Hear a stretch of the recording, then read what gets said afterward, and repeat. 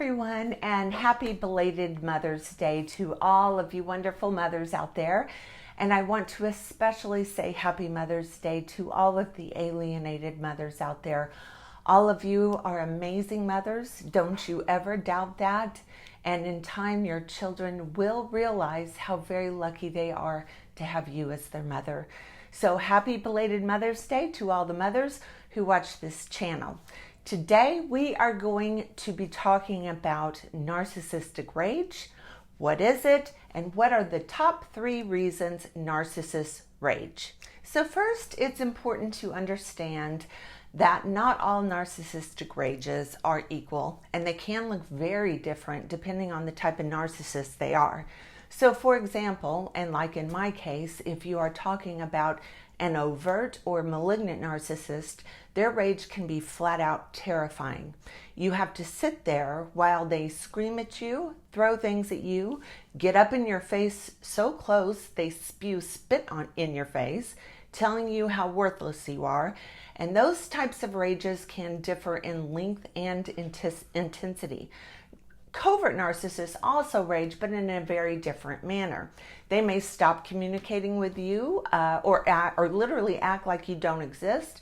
They may spew some very nasty passive-aggressive put-downs and insults. So now the question becomes, why do they do it? The most common reason they do it, in my experience and knowledge, is because someone has given them a narcissistic injury. Someone slighted them, or insulted them, or they felt humiliated, whether that truly happened or it's just in their imagination. However, in their mind, it absolutely happened, and they feel very vulnerable, disrespected, and they are completely emotionally dysregulated. So that narcissistic injury must be alleviated and accommodated for in order for them to feel better. And narcissists do not know how to emotionally regulate themselves in normal, healthy ways. Their emotional maturity is about at the age of a toddler. So how do they resolve this injury and this dysregulation? They rage, abuse, insult, scare, terrify, degrade, humiliate someone else. And they are acutely aware of who and when they can hurl this rage at someone. So it's usually people in their own family, meaning their partner or children.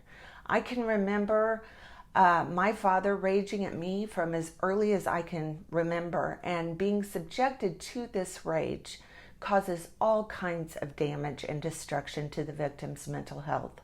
However, even though they know that, they know it's wrong, and they know the victim will suffer serious consequences due to these rages, due to these violent attacks and the emotional and verbal abuse. They just don't care. In their eyes, no one is as important as they are, and raging at someone in order for them to feel better is an entitlement that they are absolutely deserving of in their mind. They believe they are entitled and have an absolute right to do this to another human being. Another reason they can do this is when they don't get their way. Even if the way they want is completely unreasonable and not even feasible. Remember, narcissists live in a fake and phony universe of their own making. The false self believes it's the superior being, the brilliant one of the group, the head honcho. And if the people that give them their primary narcissistic supply and they do not go along with this ridiculous idea of theirs, they very well can go into a full-blown narcissistic rage in an effort to bully and scare you into submission. And lastly, many times they do this because they have not been the center of attention.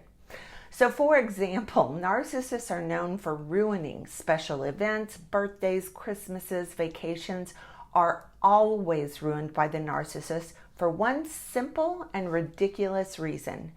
Everyone isn't solely focused on them, and that hurts their fragile ego. And again, when that happens, it must be alleviated and regulated in order for the narcissist to feel better. And the number one way they do this is by raging at everyone else, making them feel terrible and ruining the event completely.